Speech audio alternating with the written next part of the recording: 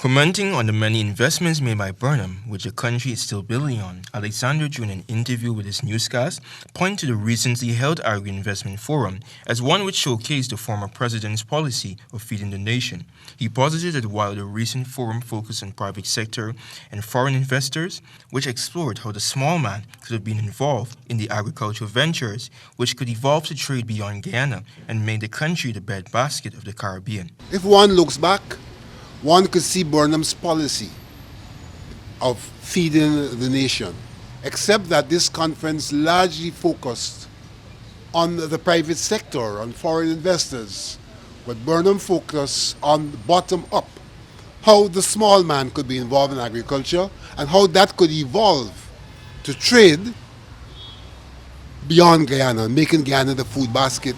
of the Caribbean. Reiterating the need for Guyanese to be educated on the invaluable role played by Burnham in the development of the country, Alexander posited that rural electrification, portable water, and the development of roads throughout the country are just a few of the priceless investments made by Burnham from which Guyanese continue to benefit today. Alexander reminded that the One Guyana concept predates President Ali's motto and actually has its genesis in the country's motto, One People, One Nation, One Destiny, which was conceptualized by ordinary Guyanese. He mentioned Burnham's lucrative cooperatives initiative, which was successful in bringing people together, as it allowed ordinary citizens to get involved in economic activities for the good of their families and the country at large. The idea of a One Guyana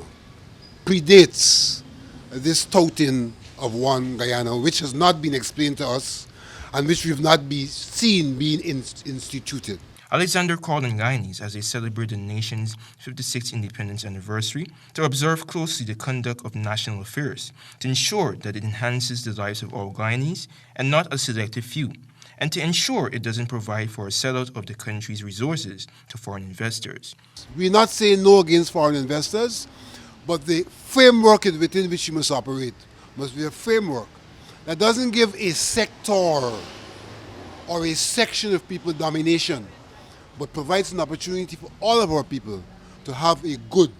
livelihood. Guyana acquired independence from Great Britain on the 26th of May, 1966, paving the way for the country to have its own constitution, government, symbols of nationhood, and motto. Linden Forbes Sampson Burnham was a Guyanese political leader from 1964 until his death. He served as a prime minister from 1964 to 1980 and as president from 1980 to 1985. When the People's Progressive Party, now civic government, came to power in 1953, Burnham had the portfolio of Minister of Education, but following the suspension of the British Guyana Constitution by the British government and the rift in the PPP, Burnham in 1957 became the founder and leader of a new political party, the People's National Congress, PNC. He led the country to independence, becoming, under the Constitution, the first Prime Minister of Guyana. This is Antonio Day reporting for HCP 19 News.